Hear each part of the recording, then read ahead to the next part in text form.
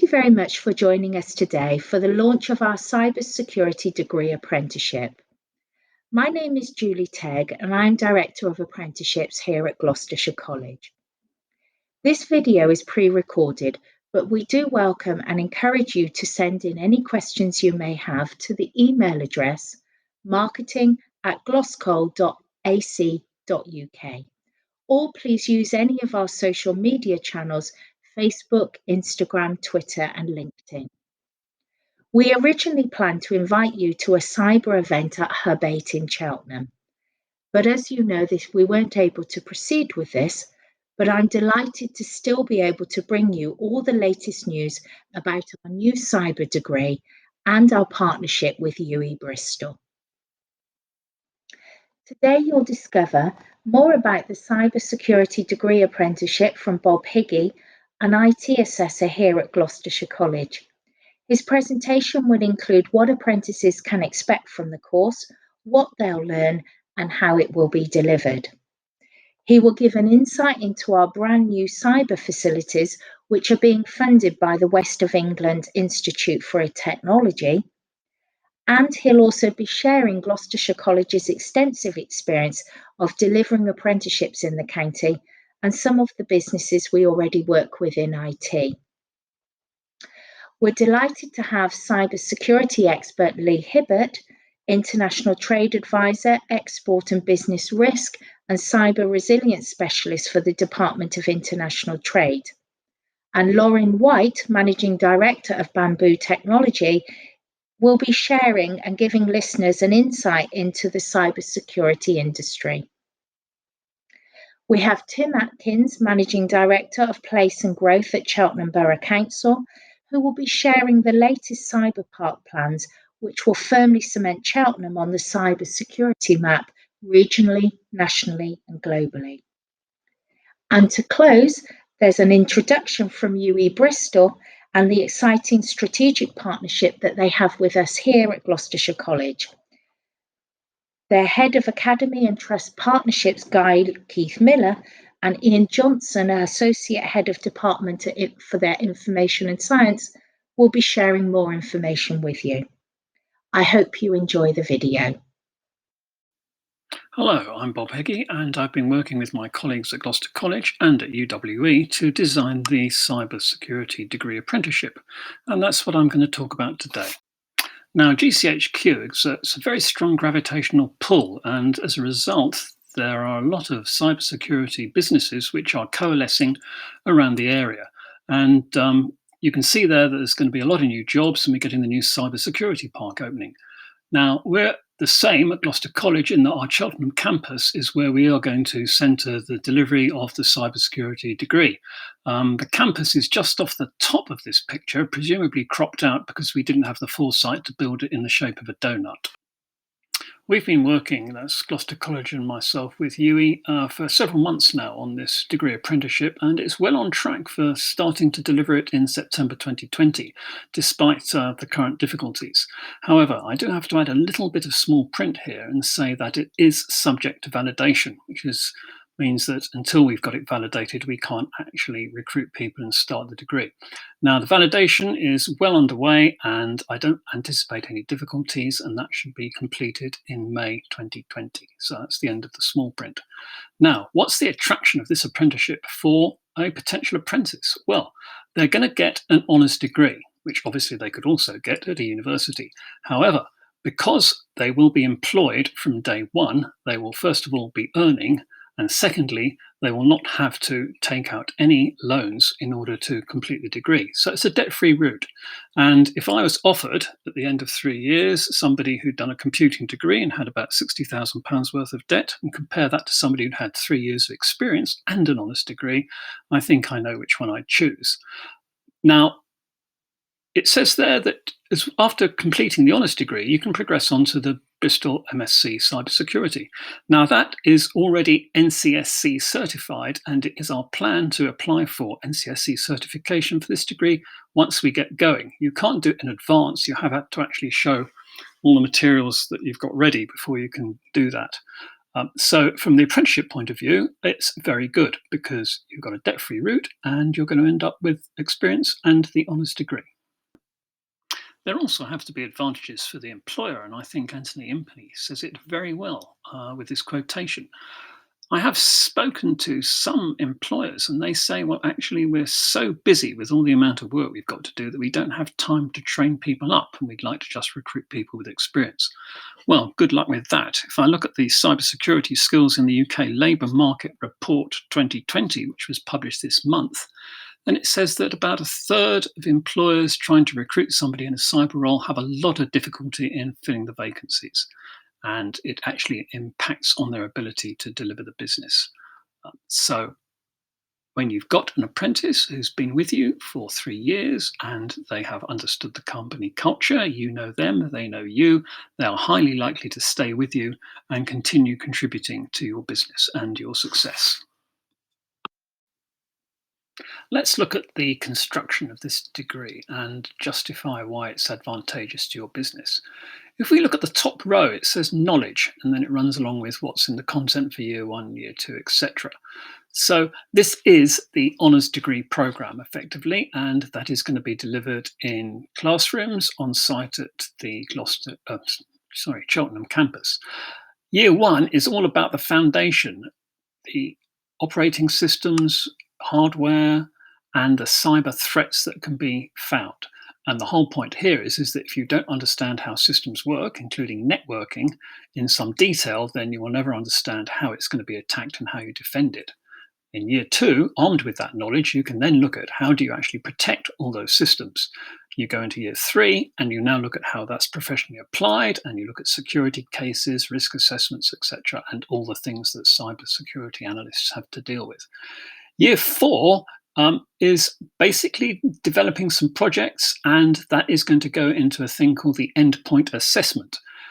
By the end of year three, you've completed the majority of the degree, but you can't get your degree until you've done the endpoint assessment, which is where an independent assessor has an interview with you and looks at what you've done on your portfolio of project work and also a particular project which you have to do under exam conditions. At the end of that, you then get the apprenticeship, you get your honours degree, and everything is fine. Now, at the same time, you're going to do competencies, or the apprentice will be doing competencies. And this is where they show that they can actually apply what they've learnt and what they're doing in work and demonstrate that they can meet certain criteria as they go through. So in year one, we just do individual examples. So we say, I can do this, I can do that, I can do these other things. Year two, you say, well, you can put all those together and do projects. And in year three, that gets more complex. And in year four, you're actually expected to be able to run projects on your own.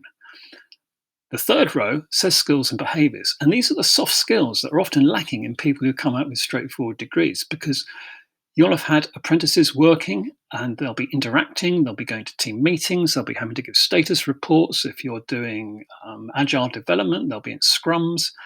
And as all part of that, then they develop those soft skills, as you can see going along the bottom, to the end up with the fact that they are accountable for the work they do and they can take complete responsibility for what they're doing. So those three strands together, as they build up, you can see that those apprentices are actually contributing more and more to your business, and you can put them in front of customers and hopefully they can generate income for you.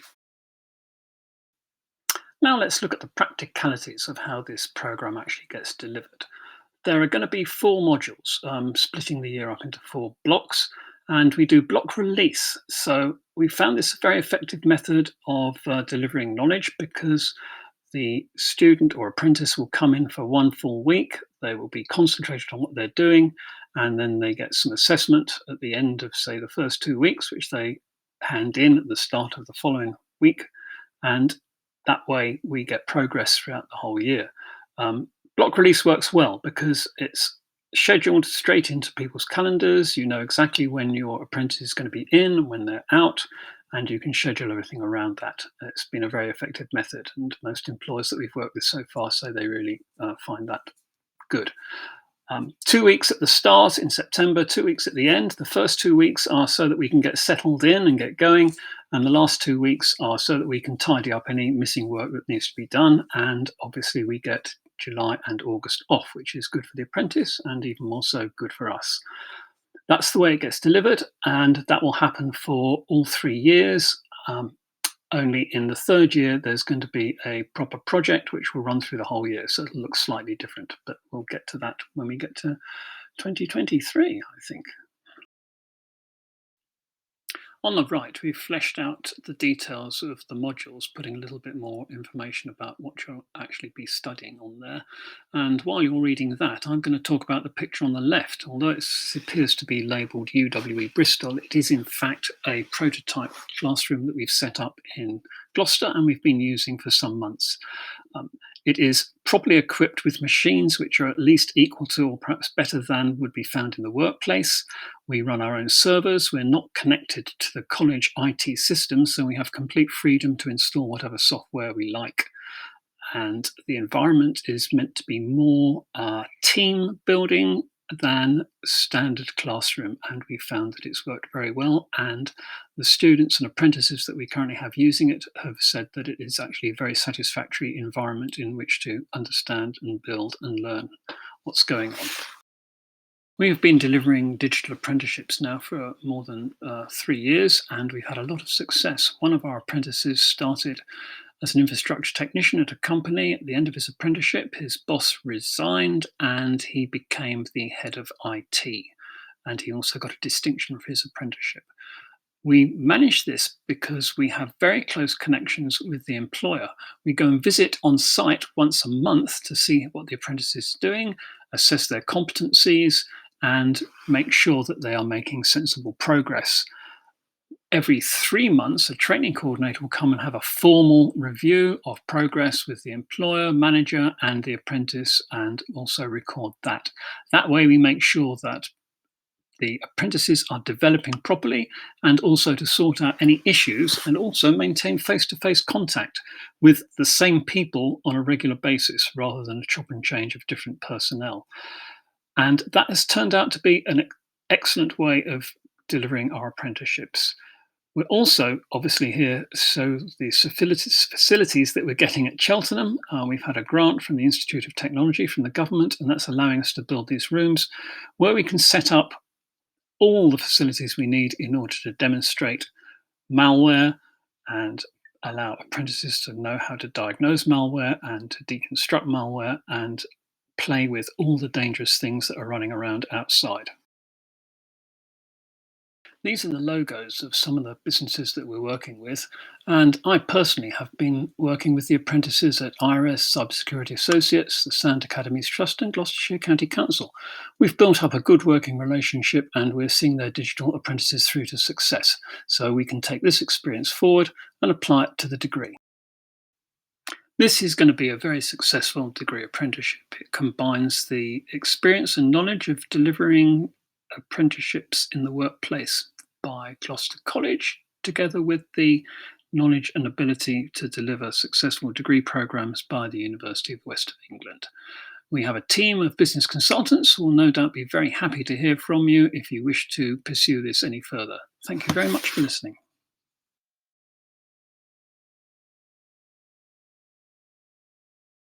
My name is Lauren White, and I am Managing Director of Bamboo Technology Group. Bamboo has been established since 1998, and we provide connectivity, data, IoT, and cyber-secure IT solutions to businesses. We have historically been known as a telecoms business, but we've taken upon a large project in the last 5 years to shift ourselves from being a traditional telecoms business into a managed service provider in the IT and software space. And why have we done that? We've done that because the industry landscape has changed significantly in the last 20 years. If I take you back to the year 2000, which was a couple of years before I started in this industry, it was very clear then that there was a distinct difference between a decision maker in a business that looked after the IT and a decision maker that looked after the telecommunications. I'll take you forward 10 years to 2010. That differentiation didn't exist anymore.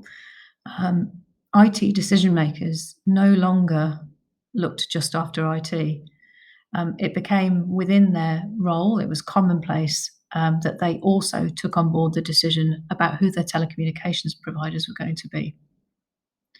And so let's fast forward another 10 years, which takes us to 2020, where we are today. Connectivity is part of the core IT architecture for any business. And what follows that is the treatment of data, the governance and compliance around data, and the security of business information is now wholly within an IT decision maker's remit. But what do we recognize that as? Well, now we all know that as cybersecurity. But what is cybersecurity? What do we really understand it to be as business owners? Well, for us in the tech space, it's about the ability to understand how to anticipate, how to prepare for, how to respond and adapt to cyber threats. The analysis and translation of threat intelligence is hugely important, and understanding where that information comes from and being able to read that is fundamental to being able to offer a cyber solution. So we all know about the surface web. There's a growing number of businesses who are beginning to understand what's coming from the deep and dark web as well. But what can we expect from our business owners? What can we expect from our colleagues?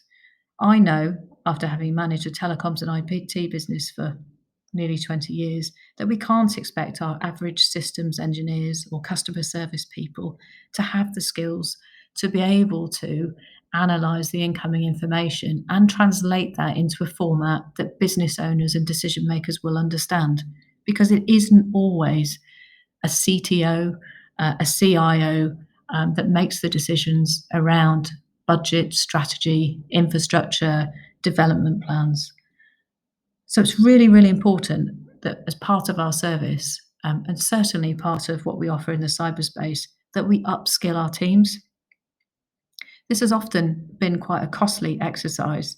And as it's a growing area, I think there's still a little bit of finding your feet in terms of what's important. So what Gloucestershire College are offering is absolutely vital, not just for businesses like us in the tech sector, who actually think most of the time we've got what we need. We don't.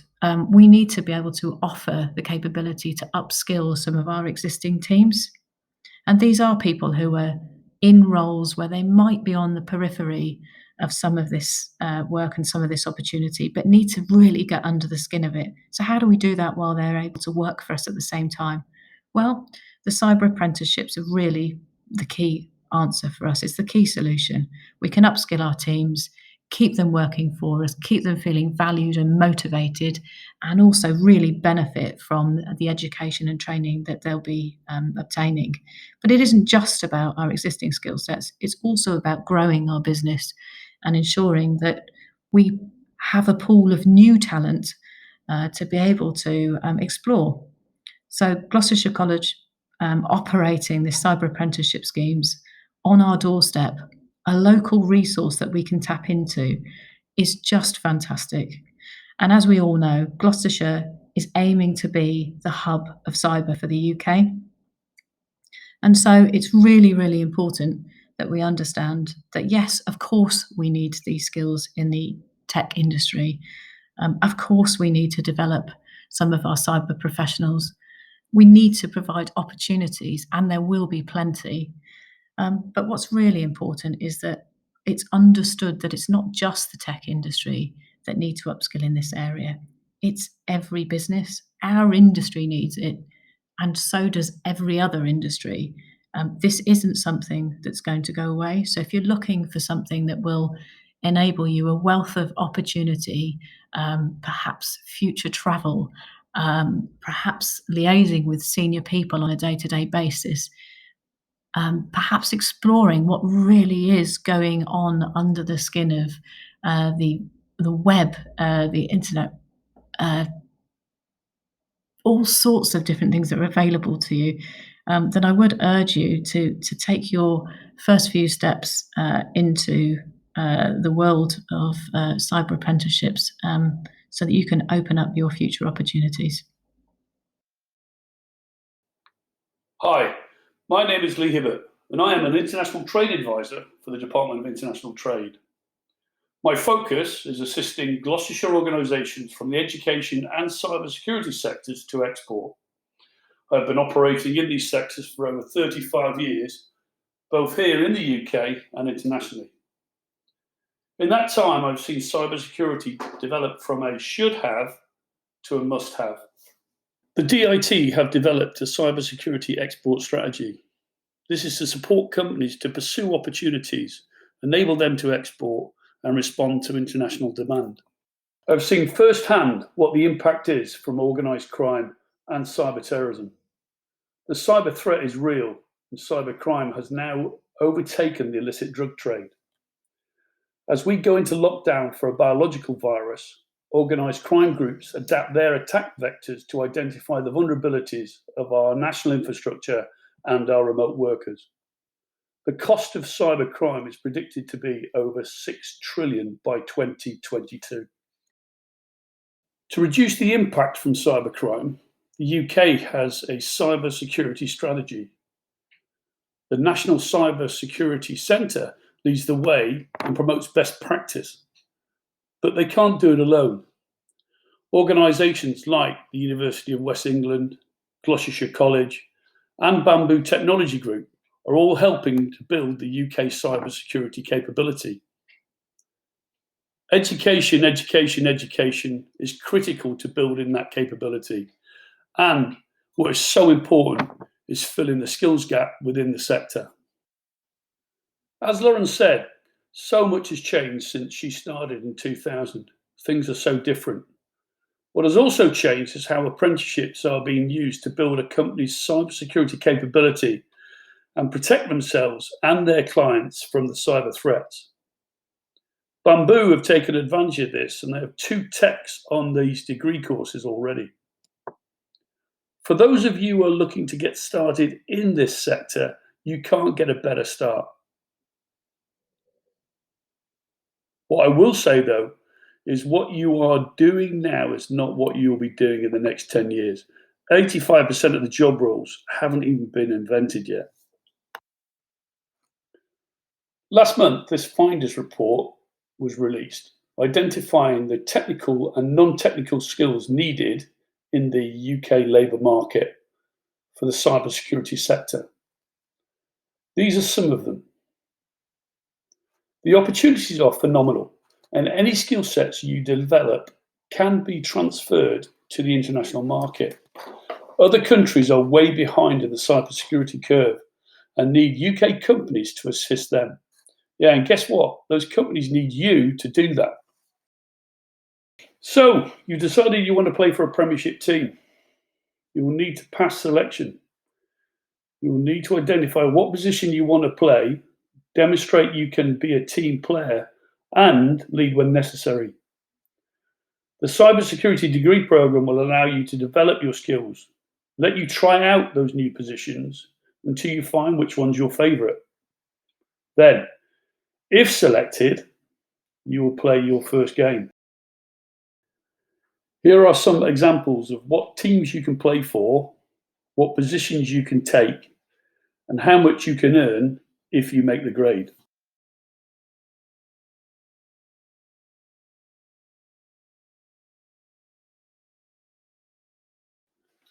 So, you miss 100% of the shots you never take. The sector needs new stars. You're in the right place at the right time, and you can't get better than that. But you have to be in it to win it. So good luck. Hello, my name is Tim Atkins, and I am here today to tell you about the Golden Valley development, which is the home of Cyber Central UK. I am the Managing Director at Cheltenham Borough Council, and I'm also the Senior Responsible Officer for the overarching project, which is shared between Tewkesbury and Cheltenham Councils. This all started back in 2015, when George Osborne, the Chancellor of the Exchequer, came to Cheltenham and made an announcement at GCHQ that the government were going to invest in 2 cyber innovation centres, one in London and the other here in Cheltenham. This gave us a great opportunity, and so we went to work to try and allocate some land within the joint course strategy to accommodate this growth potential. 200 hectares were taken out of the green belt, and as you can see, the areas shaded in blue were bits of land that in 2019 the council purchased for the price of £37.5 million. This would accommodate growth for employment purposes in Zone 1, which is the area adjacent to GCHQ, and probably more housing-focused land to the north, which would accommodate up to 500 homes. So one key question is, why did Cheltenham Borough Council spend such a significant amount of money on what is in effect a green field? We look at the strategic context. The place vision strives to make Cheltenham a greater place, a place where businesses and communities thrive. At a corporate plan level, the priority is to make Cheltenham the cyber capital of the UK. Looking at a more regional context, the local industrial strategy for Gloucestershire identifies cyber tech as the main employment growth area. At a national level, Cheltenham is identified as the established home of cyber excellence. But it becomes more interesting when we look at this at an international level. This is a business in the UK that has doubled in value in the last 2 years. It's now worth a massive £8.2 billion. It's the UK's fastest growing industry. But what it does is it holds hope for us in the future, and particularly in these troubled times, not just with Brexit, which appears such a long way away now, but with the huge threat that sits around us at the moment. Cyber is still going to be hugely important to this nation as we go forward into these dark times. So let's look at the different layers of Cheltenham's value proposition. What sets it apart from the rest of the UK? Well, firstly, and most obviously, GCHQ, an iconic building sitting at the west of Cheltenham. But this is the home of the National Cybersecurity Centre. It's also a place that employs around 6,000 direct employees. It's Cheltenham and Gloucestershire's largest employer, but it has a massive commercial supply chain in and around the cyber and digital industries. The NCSC runs its innovation and accelerator programs, which are internationally renowned, and they also work with around 20 cyber aces, universities accredited for cyber excellence. Now look at the next layer, which is the established ecosystem for cyber. Gloucestershire punches well above its weight compared to other parts of the country in this industry. Much of this is because of the tradition of GCHQ being here and the businesses that come to work. But now it's clear that if you create high quality office space and enough of it, businesses will come and they will stay here. This is all part of the development program. Cynam, for example, now have over 1,000 members, a non-for-profit organisation with a focus around driving and growing the cyber industry in Cheltenham. They attract businesses from small startups to SMEs and some major primes. Household names like IBM, Raytheon are all here waiting to expand. We now look at innovation and academia and how well Cheltenham is located. There are 17 universities within a 70-minute drive of Cheltenham, 5 of which are accredited centres of excellence for cyber. Places like Bristol, Birmingham, Cardiff, Oxford and Warwick are all very close reach. If we think bigger, we've got to think that Cheltenham thinks like a city and touches these places very easily. The next layer is accessibility. This site is super connected, and as you can see from the map, to the west of the site is the M5 motorway with junctions north and south. Junction 10 has just received a massive £220 million infrastructure grant from the government, which will open up the site as a 4-way junction. And to the south, Junction 11, which connects Oxford through to Gloucester and Wales. From an airport perspective, Accessibility by the M5 takes you straight up to Birmingham and Bristol airports, but adjacent to the site is Gloucestershire Staverton Airport, and within a mile is the railway station Cheltenham Spa, which is Gloucestershire's busiest. As you can see, you can access on direct trains pretty much any major city and town in the UK. This is quite unusual for a town to have such great access. So pretty much you can get anywhere in the UK within 2 hours. The next layer is one of leadership, and this looks at all levels of government. Firstly, at national level, the UK government has supported this project hugely, with investment directly into the cyber industry and also through infrastructure grants for Junction 10, which saw £220 million, and for the A40, £22 million, secured through the LEP's GD3 funds. Cheltenham Borough Council not only have purchased the site adjacent to GCHQ, but it's also committed something in the region of £100 million to drive forward housing, with a further £80 million available for affordable housing. We've also declared with Tewkesbury Borough Council to use CPO powers for land assembly where necessary. This provides an overarching structure of confidence to the development industry so we can bring forward the site in the best possible way. One of the key areas we are seeking to strengthen is housing for young people. Building our talent pool is hugely important for the economy so we can compete at a national level. We will be investing in designs that suit young people's needs, houses in multiple occupation, that offer high standards and security of tenure.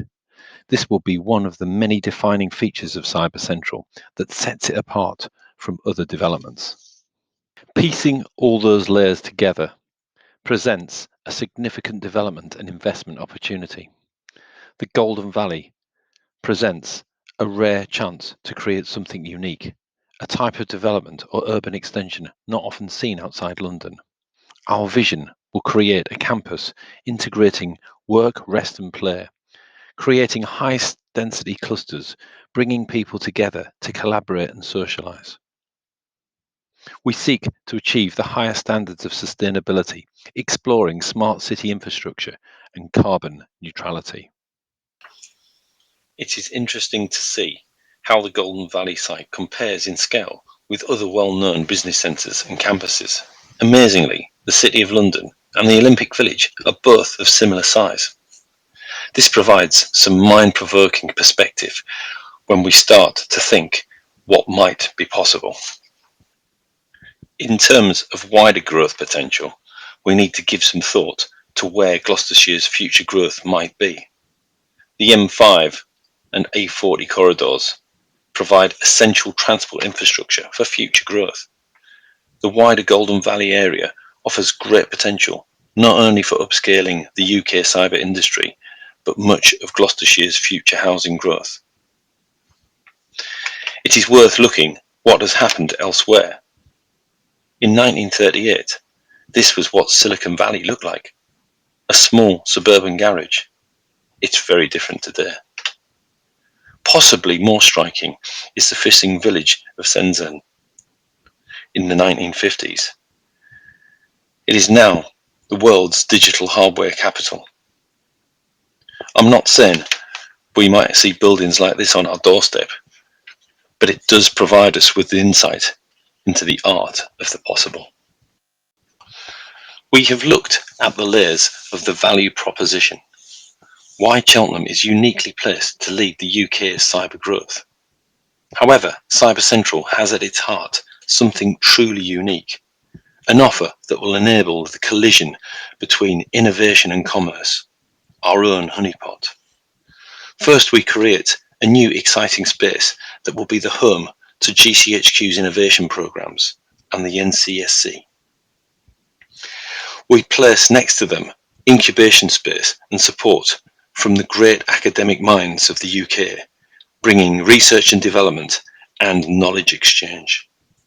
Then we build around this business capacity to turn the great ideas into commercial solutions. These three elements provide the anchor of Cyber Central that will supercharge growth in the sector. With the core established, we can start building up this world-class cyber community. Protected provision for startups, investing in the future, the Honeypot starts to develop. At its heart of this cluster will be a free space, open to all, a world-leading event space, a place to collaborate, to meet, with cafes, restaurants and activity all around it. Could this be the ideal location for a themed attraction, a spy museum, our own espionage? Cyber Central can then grow with a powerful magnet at its heart. We can provide pods for SMEs and primes, but also offer scope for larger buildings and HQs.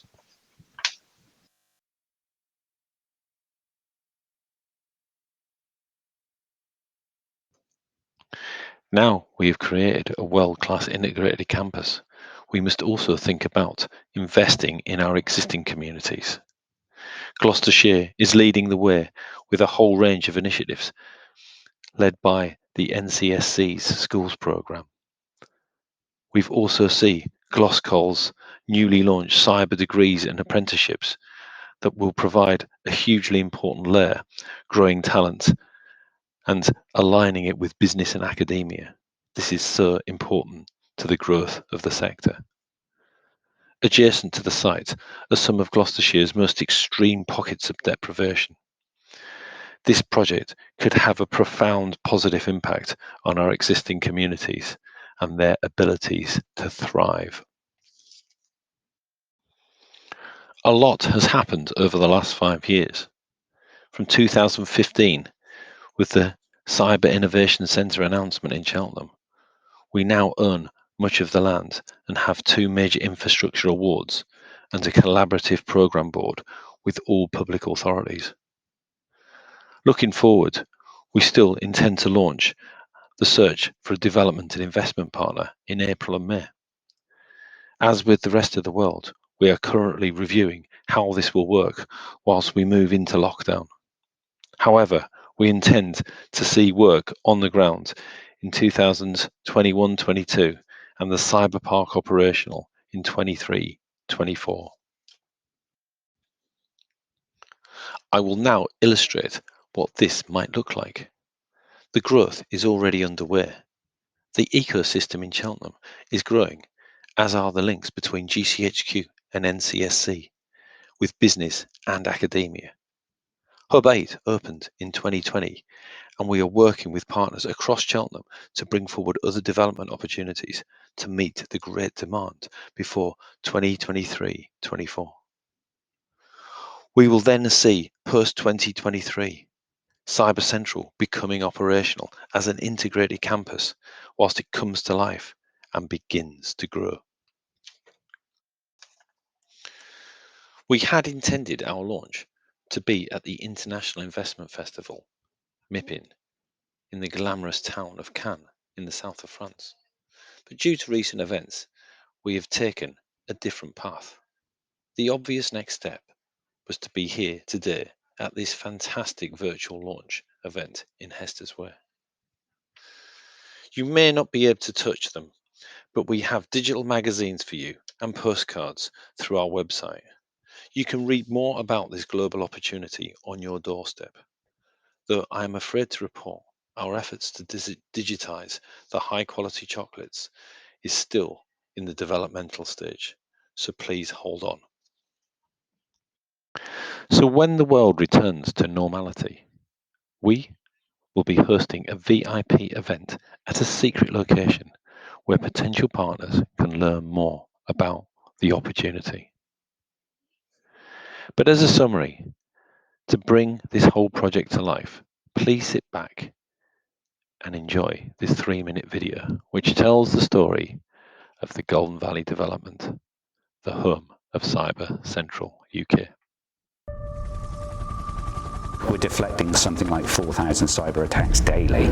We're preventing 135 million connections to malware sites a month.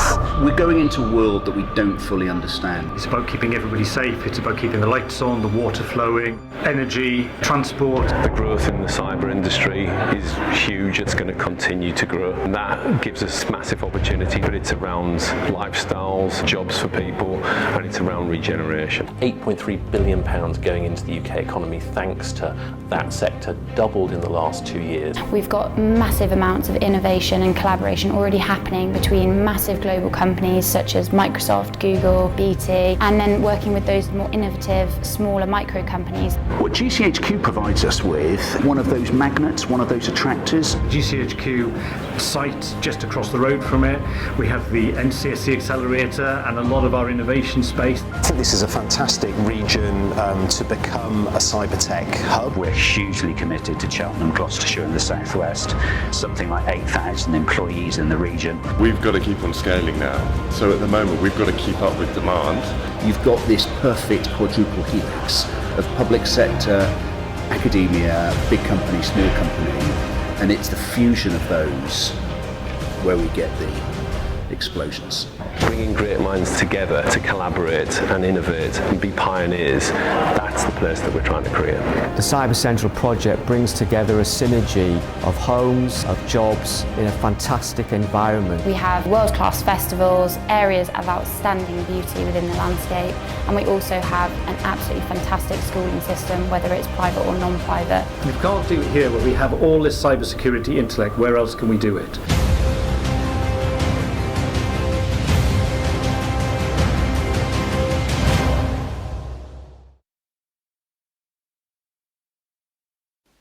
Well, here we are in the strangest of times.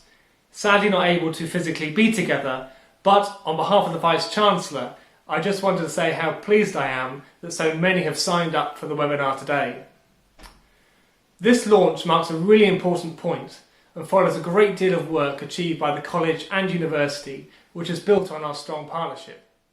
This is a really exciting development for the university. We are really pleased to be able to offer students the opportunity of studying the Cybersecurity Degree Apprenticeship, which will give them a fully accredited UE degree while studying in fantastic new facilities close to home. The opportunity has arisen in part through the new and forthcoming West of England Institute of Technology, which is a partnership between further education colleges, the university and employers, all of which links seamlessly with the university's 2030 strategy. In short, solving future challenges through outstanding learning, research and a culture of enterprise. Cybersecurity has become so important in all of our lives, and you'll now hear from Ian Johnson, Associate Head of Department for Information Science, to tell you more. Hi, I'm Ian Johnson, an Associate Head of Department within the Computer Science and Creative Technologies Department at UE Bristol. I've been closely involved in the development of the Cybersecurity Technical Professional Degree Apprenticeship with Gloucestershire College. Firstly, it's disappointing we can't actually meet.